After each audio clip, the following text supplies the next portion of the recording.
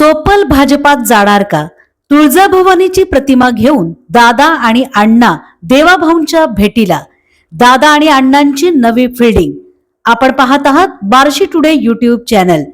राजकारणात, विशेषतः हल्लीच्या राजकारणात कुशल संधी साधू म्हणजे उत्तम राजकारणी. कोलांट्या उड्या मारण्यात पटाईत म्हणजे चतुर राजकारणी असं मानलं जातं. सर्वांना सत्ताधारी होण्याची घाई आहे. विचारांवरची निष्ठा नावाचा प्रकार आता संपलाय.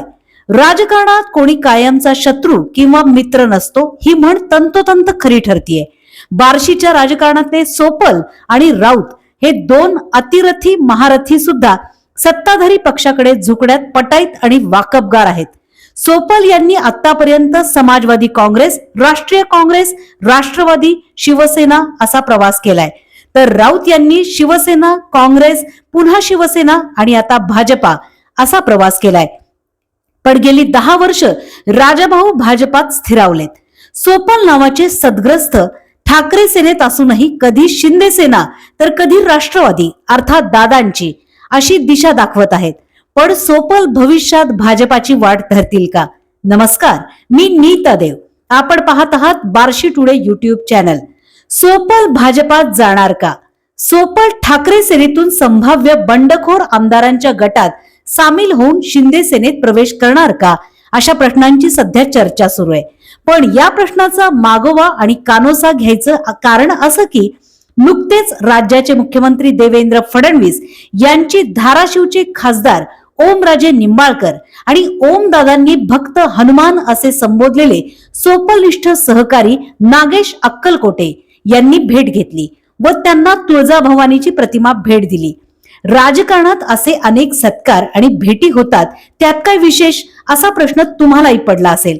पण त्यात विशेषच आहे, कारण मुख्यमंत्री देवेंद्र फडणवीस हे केवळ नामधारी मुख्यमंत्री नाहीत, तर आज राज्यातल्या भाजपाचे आणि सरकारचे सुद्धा ते सर्वेसर्वा आहेत असं म्हणल्यास अतिशयोक्ती ठरणार नाही. भाजपावर एकमुखी पकड असलेले प्रभावी, प्रबळ, दमदार, ताकदीचे नेते अशी त्यांची राज्यात आज प्रतिमा आहे.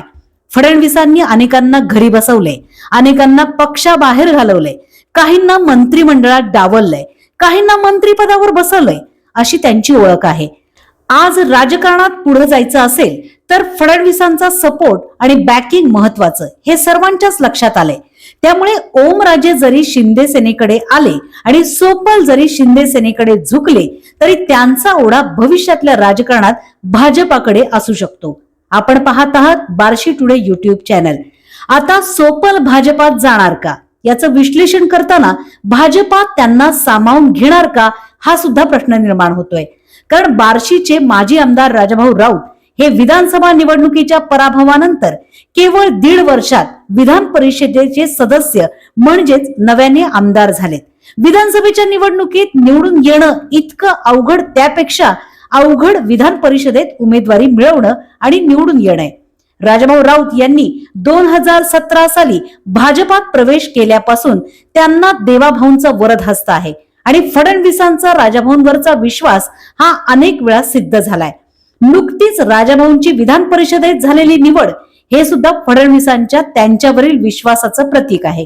अशा परिस्थितीमध्ये ओमराजे आणि नागराजे यांनी सुरू केलेली ही मोर्चे बांधणी कितपत यशस्वी ठरेल असा प्रश्नच आहे. पण या दोघांच्या फडणवीस भेटीमध्ये फडणवीसांच्या चेहऱ्यावरचे दिलखुलास हास्य बरंच काही सांगून जाते.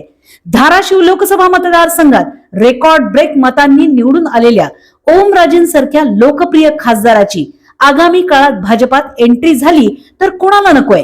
कारण फडणवीस हे सुद्धा आता केंद्राच्या राजकारणात चंचू प्रवेश आणि कदाचित गरुड भराडी घेणारे महत्वाकांक्षी नेते मानले जातात.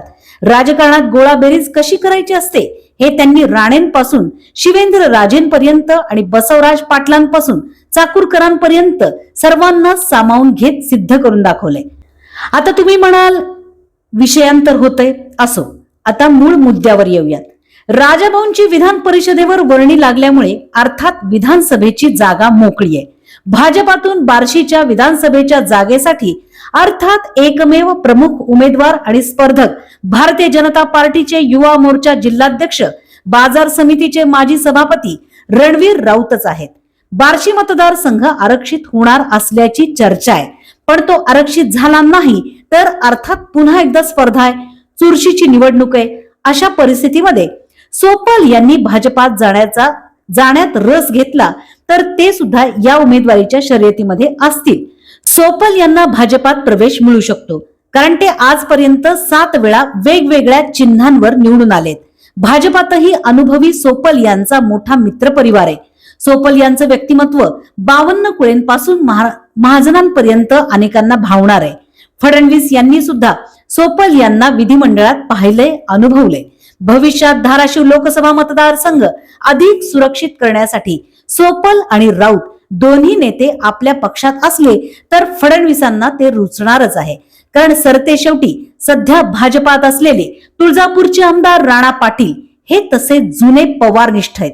त्यामुळे त्यांच्या विरोधातला तगडा उमेदवार भाजपात आला आणि तो ओमराजेंसारखा मास लीडर असला तर भाजपात त्यांना स्वीकारू शकते. त्यामुळे राजकारणात काहीही घडू शकतं. यावर विश्वास ठेवला तर भविष्यातल्या राजकारणात मोठी उलथापालथ होण्याची शक्यता नाकारता येत नाही. सोपल यांच्या ताब्यात बार्शी तालुक्यातील एकही सत्ता केंद्र नाहीत, पण सोपल यांच्या व्यक्तिमत्वाचा करिश्मा आजही कायम आहे. 2029चा विधानसभा निवडणुकीत सोपल साहेबांनी वयाची 80 वर्ष पार केलेली असतील, पण जे सोपल यांना ओळखतात त्यांना सोपल काय चीज आहे हे माहितीये. त्यामुळे सोपल यांची राजकीय मांडणी आणि बांधणी सुरूच राहणार हे उघड आहे. देवाभाऊंची निंबाळकर आणि अक्कलकोटे यांनी घेतलेली भेट म्हणजे चित्रपटाचा ट्रेलर आहे. पिक्चर अभी बाकी है मेरे दोस्त. आणि अशाच राजकीय बातम्यांसाठी पाहत राहा फक्त बार्शी टुडे YouTube चॅनल.